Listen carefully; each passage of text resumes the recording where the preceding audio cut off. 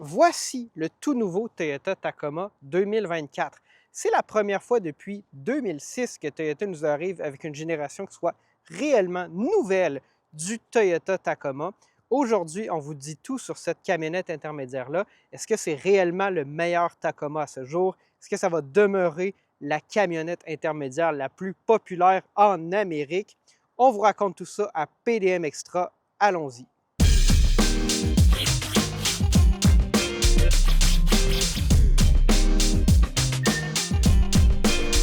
Le Toyota Tacoma, c'est la camionnette intermédiaire de Toyota qui est avec nous depuis plusieurs décennies. Et ce qui est vraiment important de noter, c'est que le Tacoma en Amérique, c'est la camionnette intermédiaire qui est la plus vendue depuis très longtemps. Et il y a une autre variante des camionnettes intermédiaires Toyota, le Toyota Hilux, qui dans plusieurs pays du monde est la voiture la plus vendue. C'est vraiment contre-intuitif, mais c'est ça la réalité. Le Toyota Hilux, le Toyota Tacoma, ce sont des véhicules extrêmement populaires et les gens y tiennent beaucoup. Évidemment, en Amérique, c'est le Tacoma qu'on conduit. Dans le passé, le Toyota Tacoma était bâti sur une plateforme un peu plus petite, celle qui était partagée avec, par exemple, le Toyota 4Runner et quelques autres VUS et camionnettes Toyota. Pour 2024, c'est la nouvelle plateforme qui est utilisée aussi pour le Toyota Tundra, sur laquelle est bâti le Tacoma. Donc, on a un Tacoma qui est physiquement dans les mêmes dimensions, parce que Toyota a un peu cette lubie-là de s'assurer de faire rentrer le Toyota Tacoma dans un garage aux spécifications d'un code du bâtiment des années 60 aux États-Unis. Bon, quand même très spécifique, mais dans tous les cas, on a un châssis qui est beaucoup plus gros, beaucoup plus robuste, mais dans une camionnette qui a la même taille.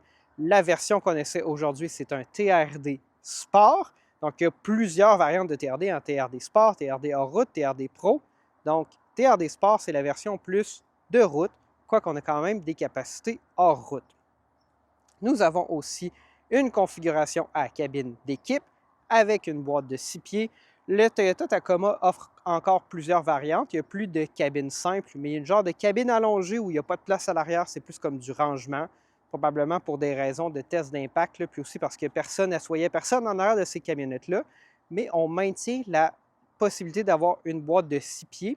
Et ça, c'est quelque chose que la plupart des autres constructeurs ont délaissé. Donc, ces compétiteurs comme le Colorado, le Canyon, ainsi que le Ford Ranger ne permettent pas d'avoir une boîte de 6 pieds à l'arrière, certainement pas avec une cabine d'équipe. Donc, généralement, ils sont limités à des boîtes de 5 pieds, puis en réduisant les configurations longueur de châssis, ces constructeurs-là permettent de réduire leurs coûts, bien évidemment. Je crois que Toyota a hésité pendant longtemps à toucher au Tacoma. En 2016, il y avait une révision, on avait un nouveau moteur, 3,5 litres, pour remplacer le bon vieux 4 litres, qui d'ailleurs a perduré dans la 4Runner jusqu'à cette année avec la transmission 5 vitesses. Fait qu'en 2016, il avait rafraîchi un peu, une nouvelle motorisation et tout, mais c'était fondamentalement quand même beaucoup l'ancienne voiture. Là, on a vraiment une nouvelle plateforme et on a changé beaucoup de choses, entre autres la motorisation. Fait qu'on va aborder ces sujets-là au fil du temps alors qu'on passe sur les différents éléments de la voiture. On va aussi vous donner dans la conclusion nos impressions en termes de durabilité parce que les gens qui achètent des Toyota Tacoma, généralement, c'est pour les garder longtemps ou ils finissent dans les mains de quelqu'un qui les garde longtemps. Il y a eu plusieurs Tacoma dans ma famille. Mon frère conduit un Toyota Tacoma 2010 de plus de 330 000 km. Donc, est-ce que cette voiture-là, on s'attend à ce qu'elle ait la même longévité? On va vous dire ça à la fin de l'épisode. À l'avant du Toyota Tacoma, on retrouve quelque chose de nouveau sous le capot dont on vous parle dans un instant, mais avant, l'éléphant dans la pièce, la bavette. La bavette de la version TRD Sport est absolument atroce. Elle est horrible. Cette bavette-là n'est pas présente sur la version TRD hors route parce qu'on a d'autres considérations que l'économie d'essence. Ceci étant dit, vous pouvez retirer cette bavette-là en à peu près 2 minutes. C'est 9 vis, 10 mm. Très facile. Donc maintenant, après que vous l'ayez pris, vous l'ayez mis dans la poubelle ou dans votre cabanon en attendant de revendre votre voiture puis de la donner à quelqu'un qui ne la réinstallera pas. Parlons de ce qu'il y a sous le capot. Toyota a mis fin au règne du vénérable V6 dans le Tacoma parce qu'on a eu une combinaison de 4 cylindres à aspiration naturelle qui étaient dans les versions de base les moins chères que peu de gens achetaient et très communément des V6, un V6 3,4 litres, un V6 4 litres, ensuite un V6 3,5 litres. sous le capot des Toyota Tacoma. On a 3 variantes de motorisation cette année dans le Tacoma. Il y a une version de base, 4 cylindres turbo de 228 chevaux, qui, d'un point de vue là, segmentation de marché, remplace le 4 cylindres. Ça va représenter une part minime des ventes, peut-être quelque chose comme 10 plus dans des camions de travail. Hein. Si vous êtes une municipalité, vous avez besoin d'une petite camionnette, vous achetez ça, c'est bien correct.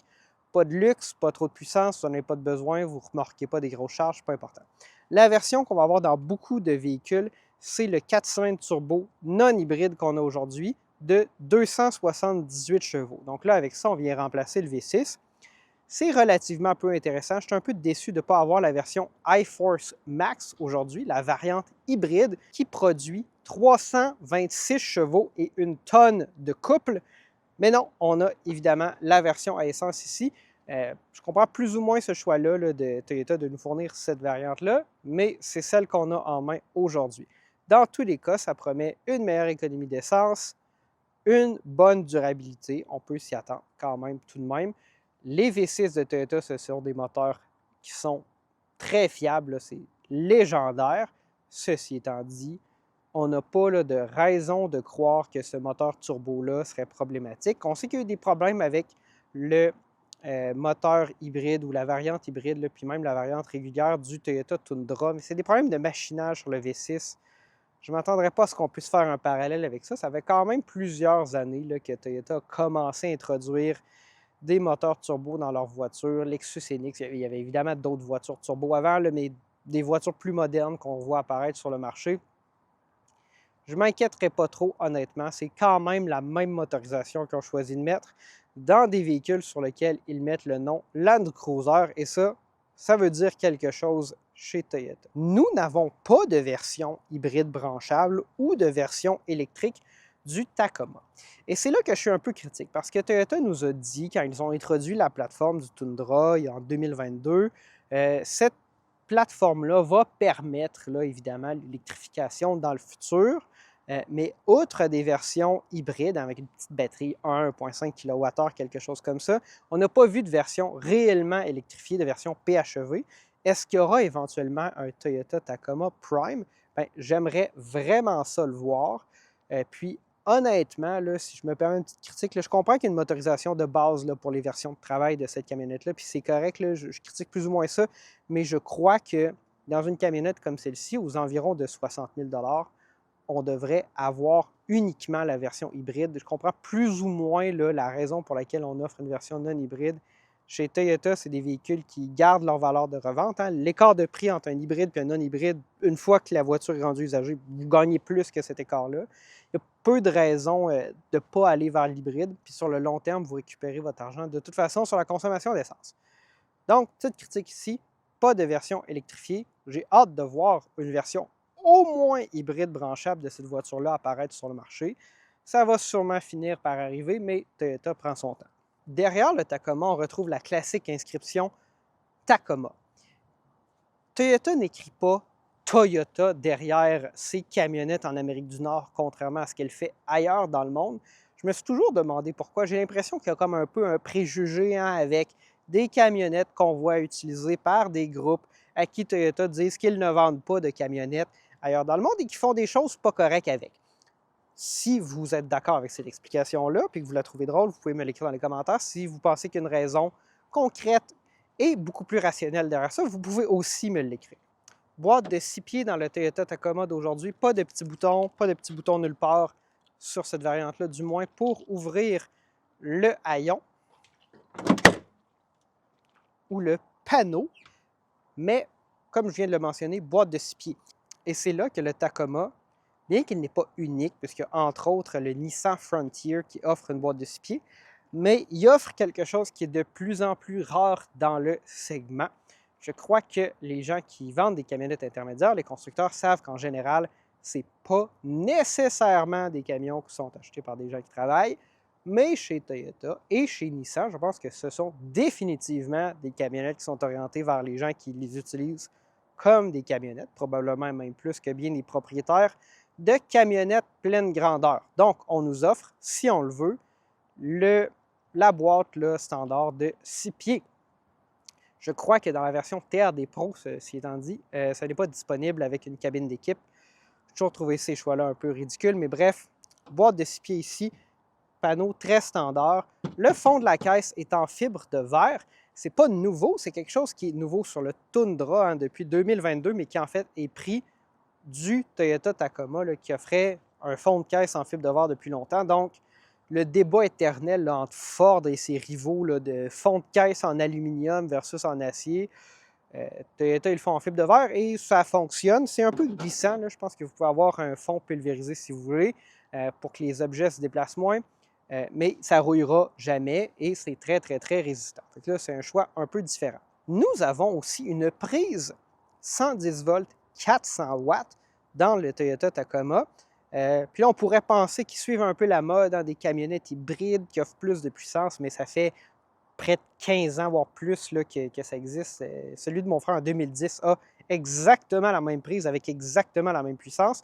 Donc, c'est quelque chose là, que Toyota offre depuis très longtemps. On a ici un petit rangement là, quand même spécial dans le Tacoma. Donc, si on rouvre ça ici, dans la boîte, on a un fusible 7,5 A qui est lié à une prise 12 volts et une prise USB, probablement. Donc, vous pouvez, par exemple, cacher des petits objets que vous voudriez recharger là, dans ce compartiment-là, que ce soit un téléphone, une batterie ou un autre petit objet à l'abri des intempéries. Toyota est arrivé en l'an 2000 avec le Tacoma 2024 puisqu'ils ont introduit des freins à disque à l'arrière.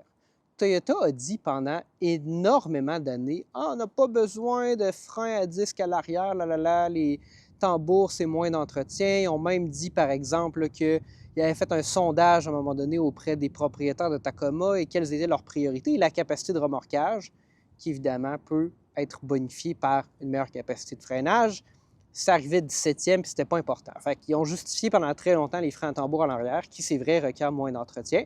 Mais pour 2024, on a derrière ces belles roues TRD des freins à disque. Donc, chapeau à Toyota d'être arrivé enfin dans le monde moderne. Nous sommes maintenant à l'avant du Toyota Tacoma TRD. Pourquoi je prends le temps de préciser TRD? Parce que c'est très TRD-esque comme intérieur. Je ne sais pas trop comment l'exprimer. Ça fait une semaine là, que je passe avec cette voiture-là, puis ça m'a vraiment frappé là, quand je suis entré dans la voiture, parce que ce qu'on a, c'est un TRD Sport. Hein? C'est une version très typique, là, très, très, très commune du Toyota Tacoma qui existe depuis bien longtemps. Mais on a un intérieur qui est très typique de ce qu'on verrait dans un TRD Pro en termes, pas d'accent de couleur, parce que bon, c'est écrit TRD à plusieurs endroits. Ça, j'ai pas de problème avec ça, mais très plastique, beaucoup de plastique, beaucoup de poignées. Oui, il y a beaucoup de rangements, mais ça fait comme un peu trop. On veut avoir là, des boutons robustes, là, mais je vais vous montrer là, le bouton du volume. Là, que, oui, il a l'air très robuste, on dirait un bouton en métal, là, mais je veux dire, on tire dessus et il tombe. Fait que, ça fait comme trop cheap, trop. Mais là, ça, c'est vraiment une question de goût. C'est vraiment rare que je critique l'intérieur des voitures. Je ne m'appelle pas Alexandre, mais ça m'a vraiment marqué. Puis j'aurais préféré avoir un intérieur plus sobre dans le TRD. Puis c'est correct là, dans le TRD Pro. Là. Je ne suis pas entré dans un TRD Pro. Je m'attends à ce que ce soit à peu près exactement ça, mais avec écrit TRD Pro à une coupe de place. Mais là, ça va un petit peu trop loin. Qu'est-ce qui est positif? Nous avons un très grand écran pour le système d'infodivertissement. Donc là, Toyota aussi, hein, comme repris du galon. Après, on a un combiné d'instruments entièrement numériques. On a les fonctionnalités typiques qu'on retrouve dans une voiture de cet acabit, les bancs chauffants, le régulateur de vitesse adaptatif, l'assistance au maintien de voie, ce genre de choses-là. Fait que, oui, on est dans la modernité là, en termes de fonctionnalité et tout. C'est plus, ça fait un peu comme tacky en anglais, je sais pas. Je vais vous laisser juger. Dites-moi dans les commentaires si je suis trop chialeux ou si vous êtes d'accord avec moi, encore une fois, tout en considérant que c'est la version TRD et non pas la version TRD Pro. En termes d'espace intérieur, ben là, on se retrouve dans un Tacoma. C'est exactement le même format qu'avant. Fait qu'il y a très peu de changements à ce niveau-là. Toyota est demeuré très, très conservateur dans la taille du véhicule, sa silhouette, ce genre de choses-là. Si vous avez embarqué dans un Toyota Tacoma à cabine d'équipe dans le passé, ben c'est peu près exactement la même chose en termes de volume. D'ailleurs, il y a quand même une immense différence entre une camionnette intermédiaire et une camionnette pleine grandeur en termes d'espace intérieur. Ce qui est quand même particulier parce que souvent au niveau là, des capacités de chargement, moins de remorquage, mais au niveau des capacités de chargement, souvent c'est des véhicules qui ont des capacités relativement similaires, là. Mais en termes d'espace intérieur, très, très, très différent. Beaucoup plus petit dans une camionnette intermédiaire. On peut quand même asseoir des adultes à l'arrière, mais ce n'est pas spacieux. Aussi, fait intéressant, le système audio est fait par JBL, mais le système audio du Toyota Tacoma inclut un haut-parleur Bluetooth JBL qui s'insère dans le tableau de bord de la voiture.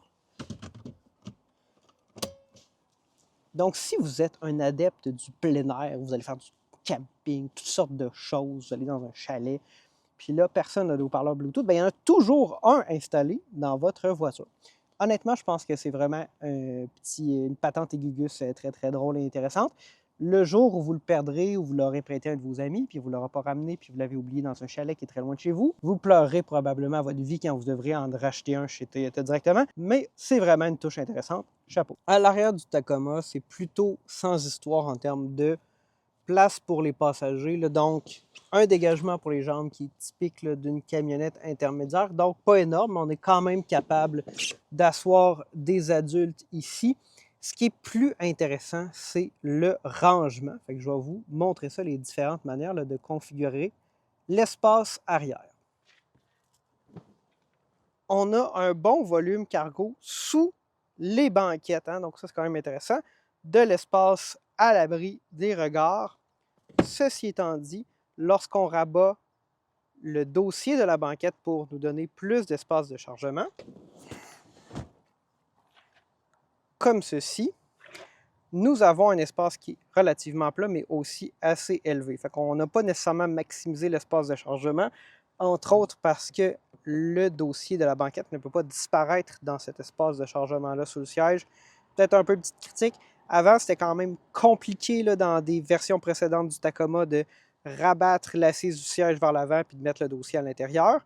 Là, ici, on a quelque chose de différent, peut-être plus simple, mais je pense que ça vous donne peut-être un peu moins de volume total juste de chargement une fois la banquette abaissée. Nous voici maintenant au volant du Toyota Tacoma.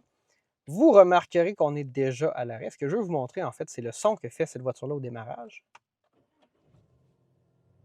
Relativement raisonnable. Historiquement, les Toyota Tacoma, ou les camionnettes Toyota, on les démarrait, puis là, on entendait les ventilateurs des radiateurs qui partaient au fond pour faire un bruit vraiment intimidant, comme pour vous dire « je suis puissant, je suis une camionnette Toyota ». On n'a pas ça dans la version d'aujourd'hui. C'est un peu plus discret. Ceci étant dit, lorsqu'on démarre et qu'on commence à rouler, puis là, évidemment, vous ne l'entendrez peut-être pas, on a l'impression d'un moteur un peu plus bruyant. Et je ne sais pas si c'est voulu ou si c'est juste par design comme ça que c'est fait. Dans tous les cas, ça nous donne un peu là, une impression de robustesse.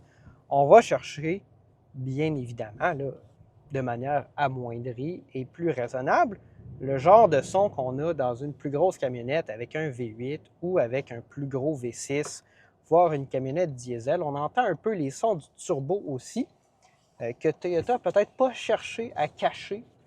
Je me suis habitué relativement rapidement. Au début de la semaine, première, deuxième journée, je l'entendais tout le temps. Et puis là, par la suite, beaucoup moins. Mais on a quand même cette impression de robustesse-là. Je pense que Toyota a un peu fait exprès, là, dans le sens que c'est un moteur 4 cylindres. Il y a des gens qui, sur papier, vont critiquer ça, vont dire « Ah, c'est pas un V6, no replacement for displacement » et toutes ces conneries. Mais en réalité, là, c'est très, très, très adéquat. Personnellement, pour avoir conduit là, plusieurs fois des Toyota Tacoma sur des longues distances, on ne voit pas la différence. Hein. On a une puissance là, qui est très similaire à ce qu'on avait dans les V6 4 litres et 3,5 litres par la suite. Puis, on ne voit absolument pas la différence. C'est très bien. La conduite, c'est typiquement un Tacoma, quoique on n'a pas de flou dans la direction. Donc ça, c'est une bonne chose. Parce que c'était quand même le cas dans certaines versions du passé, ou du moins dans des Toyota Tacoma un peu plus usagés.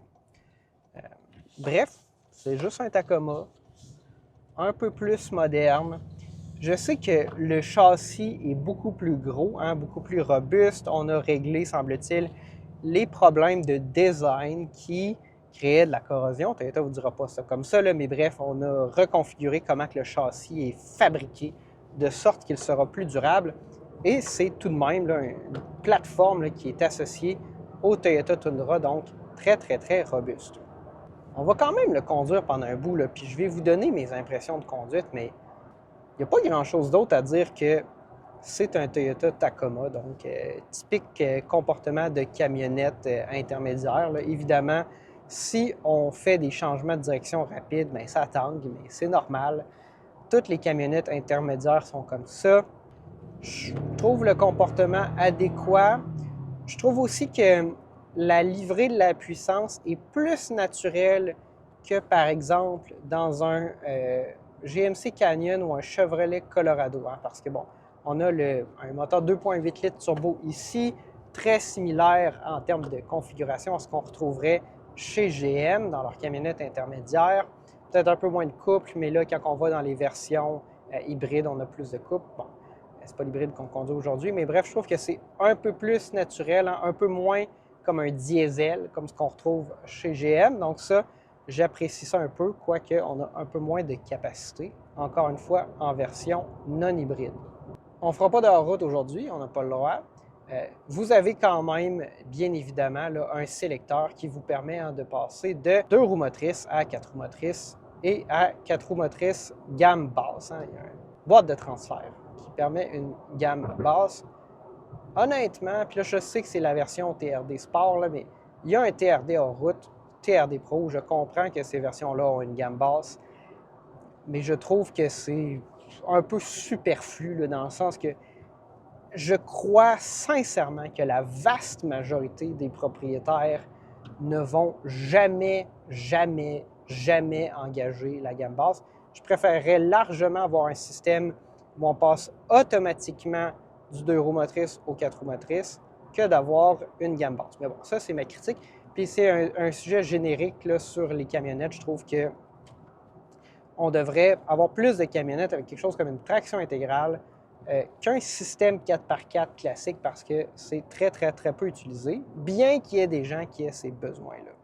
On va ici le sortir d'une bretelle d'autoroute, tester la puissance. C'est adéquat, là, ça demeure un moteur qui veut. Un petit peu bruyant, mais je pense que ça fait partie du jeu là, de Toyota à ce niveau-là. Ce que je veux voir aussi, c'est le couple plus à bas régime. Fait que là, on va monter une côte où généralement, là, je m'attendrais à ce qu'une voiture là, à aspiration naturelle descende de vitesse en downshift, mais là, je demeure sur la vitesse la plus élevée à environ 2000 tours et il n'y a vraiment aucun problème. Donc, j'apprécie ça, là, puis je pense que vous allez l'apprécier aussi comme camionnette. On a quand même beaucoup de couples à bas régime, même aux environs ici de 2000 tours.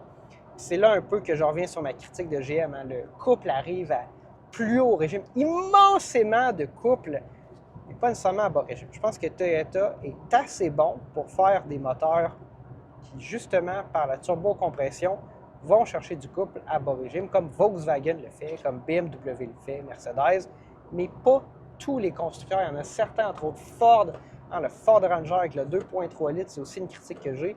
Le couple maximal arrive à plus haut régime, du moins c'est perçu comme ça, et c'est un peu désagréable. On n'a pas de 10 vitesses, nous avons une transmission à 8 vitesses dans le Tacoma d'aujourd'hui. Donc, ça aussi, ça diffère là, probablement du Ford Ranger. Nous voici maintenant arrivés à la conclusion de notre essai du Toyota Tacoma TRD Sport 2024. Pour répondre à nos questions initiales, est-ce que c'est le meilleur Tacoma à ce jour? Bien évidemment, c'est le Toyota Tacoma le plus moderne, le plus capable, le plus économe à ce jour. C'est vraiment une excellente camionnette intermédiaire. Et si vous aimez le Toyota Tacoma, vous allez vous retrouver dans cette voiture-là. Est-ce que ça vaut la peine, cependant, de faire le saut, hein? Si on a une ancienne camionnette Toyota Tacoma, de passer au nouveau, bien, vous allez avoir des gains incrémentaux sur plein de choses. Économie d'essence, robustesse, capacité. Mais ce n'est pas fondamentalement là, une transformation, une révolution qui justifierait de changer. Donc, si vous avez un Toyota Tacoma, vous pouvez bien le garder. si vous voulez un nouveau Toyota Tacoma, bien, vous allez être chez vous dans ce modèle-là, vous ne serez pas perdu. Je trouve qu'on a réussi vraiment à maintenir le caractère du Toyota Tacoma. Est-ce que c'est désirable ou pas? Bien, ça dépend. Je pense que c'est une voiture qui va répondre aux attentes de ceux qui ont des Tacoma depuis des décennies. Hein? La camionnette intermédiaire la plus populaire en Amérique. J'ai certaines réserves au niveau de la motorisation. Pas parce que je pense que ça sera fiable, non, au contraire, je pense que ça va être très fiable et ça va vous permettre de vivre à la hauteur de la légende du Tacoma et de rouler 400 000 km et plus. Non, ma réserve, c'est plutôt le fait qu'on a encore des versions non hybrides dans cette voiture-là. Pour la version de base, bon, on s'en fout un peu, mais le fait que le Tacoma TRD Sport qu'on essaie aujourd'hui soit même pas arrivé en version hybride, dans le sens que ce n'est pas la seule version disponible, ça, je pense que c'est une erreur de Toyota. Je crois qu'on devrait seulement avoir des versions hybrides. J'attends aussi toujours, nous attendons toujours une version PHEV. On n'a rien qui nous dit que c'est dans les plans de Toyota, mais la plateforme, semble-t-il, pourrait le permettre. Donc, peut-être plus tard, j'aimerais ça voir Toyota arriver avec cette version-là rapidement. Ça conclut notre épisode. Comme vous le savez, on est sur PDM Extra, c'est notre deuxième chaîne, puis on essaie de grossir cette chaîne-là plus rapidement. Là, ça va être la chaîne où vous allez voir le contenu sur les voitures thermiques, les tutoriels, les trucs de mécanique, puis tout ce qui est peut-être un peu plus niche, là, qui n'a pas sa place sur la chaîne principale Plus de millage, où on va se concentrer sur l'électrique. Mais c'est vraiment important pour nous là, de grossir PDM Extra rapidement pour arriver à un point où ça va valoir la peine de continuer à faire des vidéos comme celui-là. Donc, si vous n'êtes pas déjà abonné, abonnez-vous. Si vous êtes déjà abonné à Plus de millage et Plus de millage extra, bien, parlez de PDM Extra à vos amis. Dites-leur de s'abonner, c'est vraiment important. Dites-nous aussi ce que vous pensez du Toyota Tacoma 2024 dans les commentaires. Est-ce que j'ai raison d'avoir dit tout ce que j'ai dit? Est-ce que j'ai tort? Est-ce que c'est bien correct finalement les choix que Toyota a faits? Laissez-le moi savoir. Appuyez sur le petit pouce si vous avez aimé la vidéo, sur le petit pouce par en bas si vous n'avez pas aimé ça. C'était Gabriel. On se dit à la prochaine.